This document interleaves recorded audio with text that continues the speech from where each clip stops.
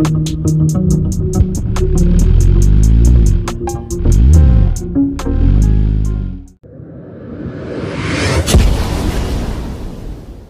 what is up, YouTubers? So magandang araw mga ka-DIY, Alexon na naman nagbabalik para sa ating panibagong video. Sa video natin ito, mag-unbox tayo ng isa sa pinakamalakas na subwoofer naman ng Joson. Inches, 2,400 watts, J-Carbon, 18 tusob yung model. So matapos natin unbox to, bibigyan natin ng review at syempre magkaroon tayo ng sound test.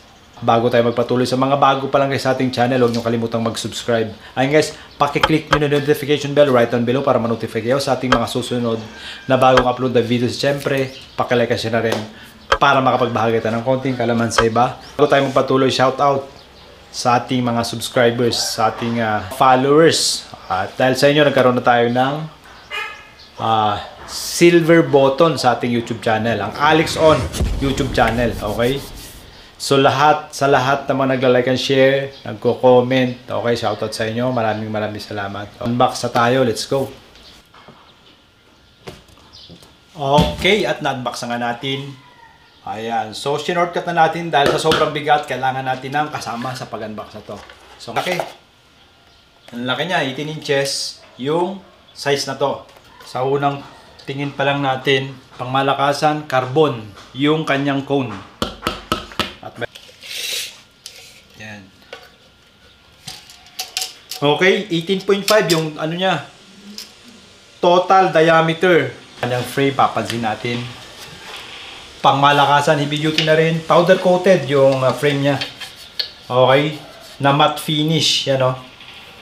Hindi siya basta-basta paint yung ginamit. Mayroong washer or support yung edge ng spider dito sa ilalim. At coated din ng rubber yung spider.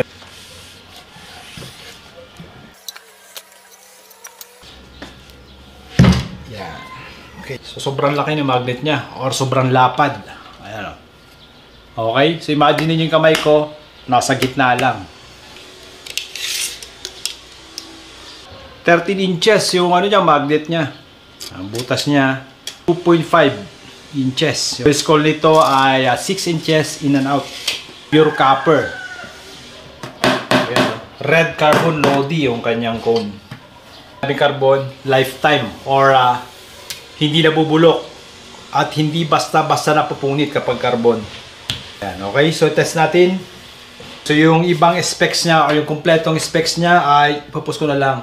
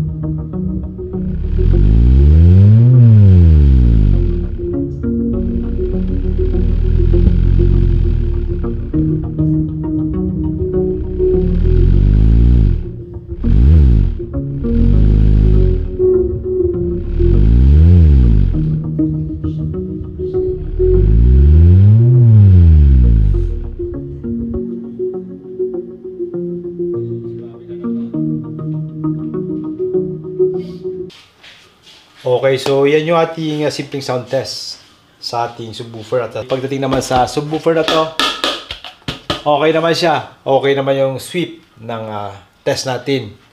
Okay. So far wala namang issue. As normal na walang box, ganun yung tunog. Siyempre, hindi kaya na microphone yung vibration mula sa ating table. May konting vibration, hindi natin maiwasan. Pero yung ganung mga galawan ay sobrang lakas na kapag mayroong box. Okay guys, so tapusin muna natin yung ating video dito para hindi masyado mahaba. So sunod natin yung iba. O yung ating 4 magnet na i-unbox. At bago tayo tuloy magpaalam sa mga bago pa lang guys sa ating channel, huwag nyo kalimutang mag-subscribe. Ay guys, pakiclick nyo yung notification bell right on below para ma-notify kayo sa ating mga susunod na bagong upload na videos. At syempre, pakilike at share na rin para makapagbahagi tayo ng konting kalamansi ba. Okay at muli, ito yung likod Alexon na nagpapaalala, if you are not perfect, do it yourself.